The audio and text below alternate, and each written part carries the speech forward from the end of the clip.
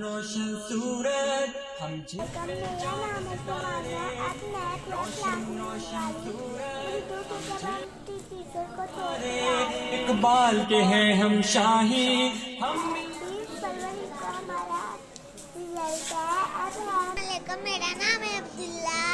मैं prep class में हो लगा हूँ।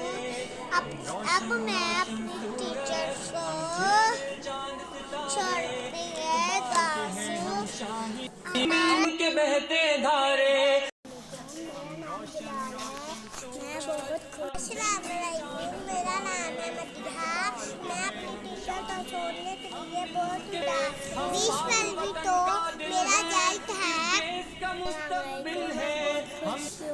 मैं 1 क्लास में जा रहा हूँ।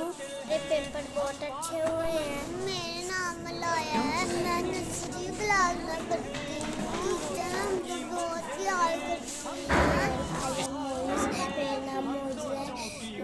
मेरा 20 तारीख को रिजल्ट है। मैं बहुत खुश हूँ अगली क्लास में जाने के लिए। मैं सब 20 फरवरी को बच्चों के रिजल्ट के लिए 9 से 12 के दरमियान progressive school system Shalimar campus में तशरीफ़ लाएं।